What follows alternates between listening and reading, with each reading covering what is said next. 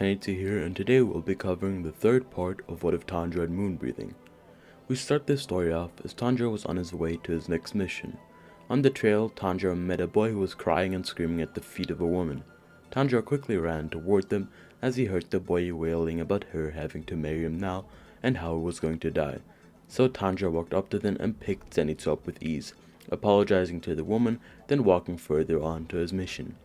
"Put me down!" Zenitsu screamed as Tanjiro stared at him, almost disgusted, but after some time walking together, they slowly became friends, with Tanjiro sharing some food with him as well.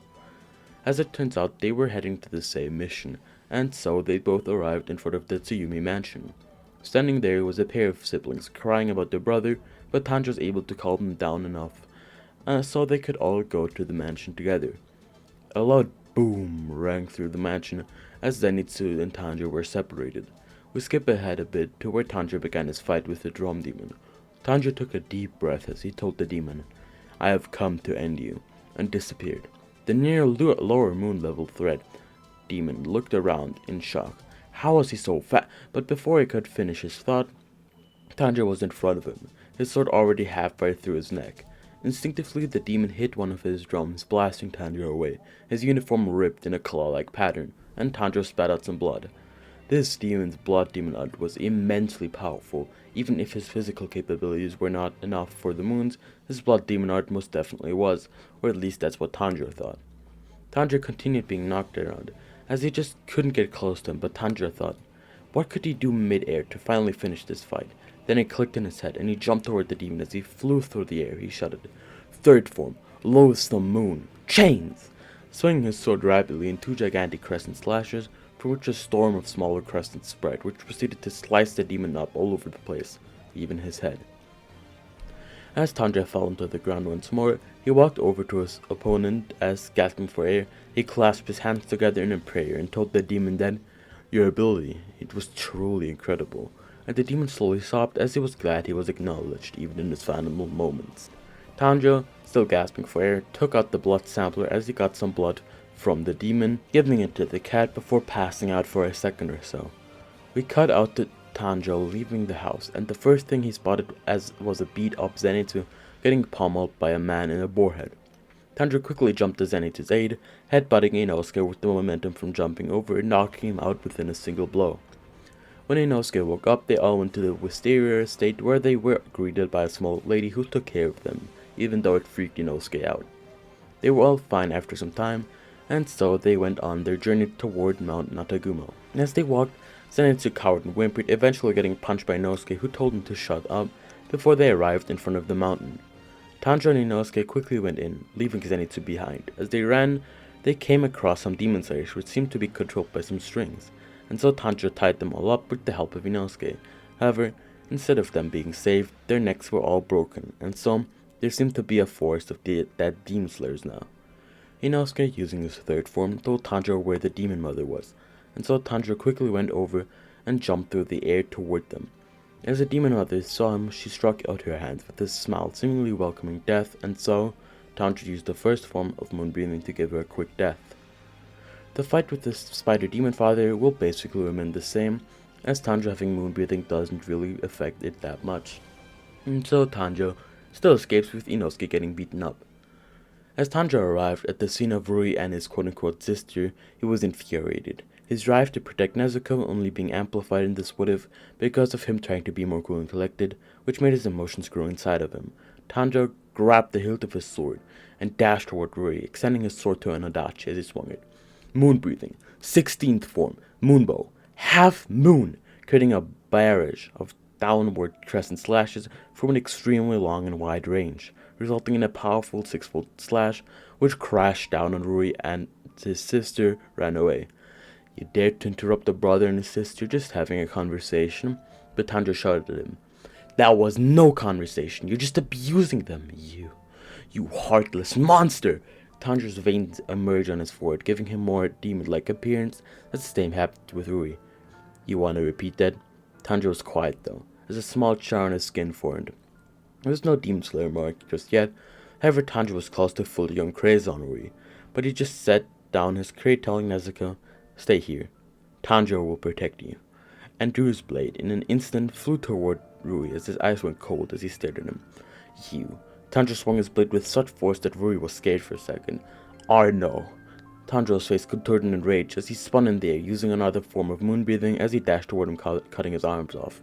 No, big brother. And Tanjiro's moon-like attack seemed to start burning as he flew toward Rui, absent-mindedly mixing the Hinokami Kagura and moon breathing into one, as he had seemingly calm tone, although it shook with rage. Moon breathing. No. Hinokami Kagura. No. Tanjiro flashed back to how his father showed him how the moon and sun breathing technique always seemed to clash together. It never seemed to work out, as they were both polar opposites, the only thing that they shared being that they were using total concentration breathing, but Tanjiro didn't like that idea. He thought that they should be combined. The Hinokami, meaning the dance of the fire god, and the moon needed to be combined for a true cycle, and so Tanjiro's new attack was deemed to be named Total Eclipse, and his sword seemed to flash before suddenly seemingly standing still. But Rui's head fell to the ground as Tanjiro appeared behind him. He had moved so fast that he left an illusion behind. Rui seemed to be scared, however his head began smiling. You're a total loser of a brother, aren't you? You can't even protect your sister. Which made Tanjiro scared, as he looked up toward Nezuko, who wasn't in her box anymore. Nezuko? Where are you? But he heard a wince above him, and as he looked up, he saw Nezuko tied up by a spider-like webs. You heard Nezuko. Tanjiro disappeared in the blink of an eye suddenly. Rui was getting cut all over, as Tanjiro moved faster than a lower moon could even perceive. But Rui had enough of this, as he made his webs go into full power, creating a cage around them which would kill Tanjiro. But the cage was suddenly set aflame with pink flames, as Nezuko had awakened her blood demon art, giving Tanjiro a second to finally fully cut off Rui's head, using the Hinokami Kagura's first form, ending their fight once and for all. As Tanjiro stood above Rui, who was slowly turning to ash, he bowed down, praying, as he could smell the depressing emotions coming from the decaying body. Collecting some blood, the demon cat showed itself as Tanjiro packed it onto its little bag, as he petted for a while before letting it go once more, as he finally passed out. As Tanjiro opened his eyes, he found himself in the hospital next to Inosuke and Zenitsu, who were all recovering from their mission, but he just smiled as he said, "We all came back alive." But he was ushered out quickly by a helper to the Hashira meeting. Tanjiro was getting mad though. He wanted to see if Nezuko was alright, but as he shouted for her, he was hit in the head by the Wind Hashira, telling him to be quiet as the master came over to them. His soft voice made Tanjiro's anger fade, but after some discussion, the Wind Hashira stabbed Nezuko, which made him roar with anger as he kicked the box out of Sanmi's hands, before quickly getting him on the ground with a quick kick to the shins. As he stood above him, he stared down, telling him, "You are no Hashira." The rest of the meeting went the same as the original, just that the Wind Hashira disliked Tanjiro even more, and Nezuko and Tanjiro were allowed to live after she displayed her will to not eat any humans. The next few days consisted of just laying around and talking to Zenitsu since Inosuke's throat was still recovering, but after that Tanjiro began to go to rehabilitation training, where he also learned total concentration breathing constant, which would make him stronger by miles, even though he was already more powerful than most demon slayers, even those who ranked higher than him. He would technically even be a Hashira at this point because he had defeated Rui on his own. However, there was no position for a moon-breathing Hashira, as most people feared the breathing style itself. When they all made a full recovery, Tanjiro, Zenitsu, and Inosuke set out for the Mugen train, where their next mission was located. When they arrived at this train station, Inosuke was flabbergasted at the train, immediately wanting to attack it, but Zenitsu hit him on the head, telling him, "Stop acting so stupid, we're in public," and him and Tanjiro managed to cool him down for a second as they rushed into the train, just barely making it on.